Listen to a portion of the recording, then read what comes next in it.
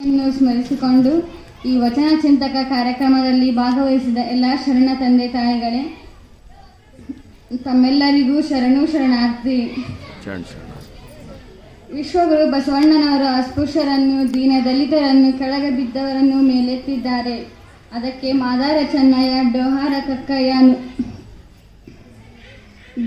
ಕಕ್ಕಯ್ಯ, ನುಲಿಯ ಚಂದಯ್ಯ, ಕಿನ್ನದಿ ಬೊಮ್ಮಯ್ಯ ಮುಂತಾದ ಸಾವಿರಾರು ಶರಣರೇ ಸಾಕ್ಷಿಯಾಗಿದ್ದಾರೆ. 16,000 ಪುಣ್ಯಾಗಣ್ಯರನ್ನು ಅಂದರೆ ವೇಶ್ಯರನ್ನು ಪುಣ್ಯಾಗಣ್ಯರನ್ನಾಗಿ ಅಂದರೆ ಶರಣೆಯರನ್ನಾಗಿ ಮಾಡಿದವರು ಬಸವಣ್ಣನವರು. ಅದಕ್ಕೆ ಸೂಳೆಯ ಸಂಕವೆಯಂತರೂ ಸಿಗುತ್ತಾರೆ. ಅದೇ ರೀತಿ ಅಂಗಹೀನರನ್ನು ಪೂಜ್ಯತೆಯಿಂದ ಕಾಣುತ್ತಾರೆ, ಅವರನ್ನು ಗೌರವಿಸುತ್ತಾರೆ, ಅವರಿಗೆ ಕಾಯಕ ಕೊಡುತ್ತಾರೆ. ಅದಕ್ಕೆ ಮುಕ್ತಿನಾಥ ಶರಣರೇ ಸಾಕ್ಷಿಯಾಗಿದ್ದಾರೆ.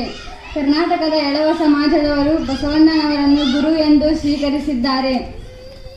ಅದಕ್ಕೆ ಬಸವಣ್ಣನವರು ಅಂಗವಿಕಲರ ಬಗ್ಗೆ ಒಂದು ಮಾತನ್ನ ಹೇಳುತ್ತಾರೆ. ಅದೇನಪ್ಪ ಅಂದರೆ, ಹಾಲ ಕಂದಲು ತುಪ್ಪದ ಮಡಕೆಯ ಬೋಡು ಮುಕ್ಕೆನ್ನ ಬೇಡ, ಹಾಲು ಸಿಹಿ ತುಪ್ಪ ಕಮ್ಮನೆ ಲಿಂಗಕ್ಕೆ ಬೋನ, ಕೂಡಲ ಸಂಗನ ಶರಣರ ಅಂಗಹೀನರೆಂದೆಡೆ ನಾಯಕ ನರಕ.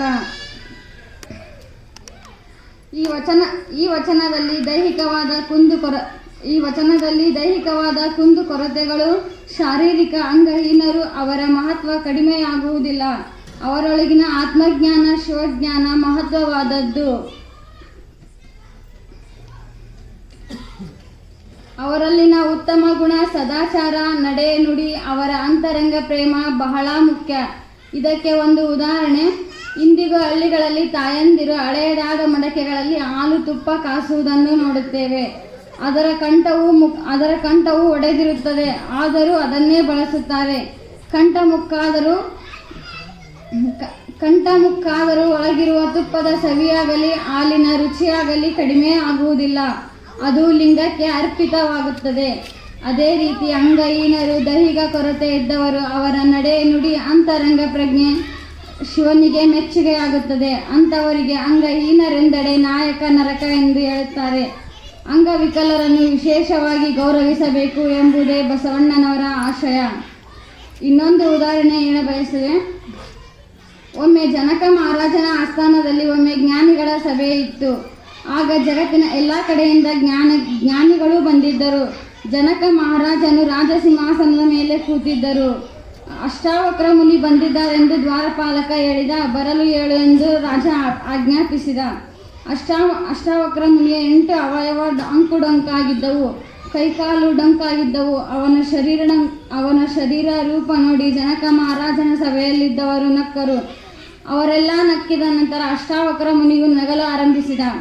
ಆಗ ರಾಜನಿಗೆ ಮತ್ತು ಸಭೆಯಲ್ಲಿದ್ದವರಿಗೆ ಆಶ್ಚರ್ಯವಾಯಿತು. ಆಗ ರಾಜ ಮುನಿಗಳನ್ನು ಕೇಳಿದ, ನೀವು ನಮ್ಮ ನಗುವಿನ ಉದ್ದೇಶ ನಿಮ್ಮ ಅಂಕುಡೊಂಕಾದ ಶರೀರ ನೋಡಿ ನಾವು ನಕ್ಕೆವು, ಆದರೆ ನಿಮ್ಮ ನಗುವಿನ ಉದ್ದೇಶ ಏನು ಅಂತ ರಾಜ ಕೇಳಿದ.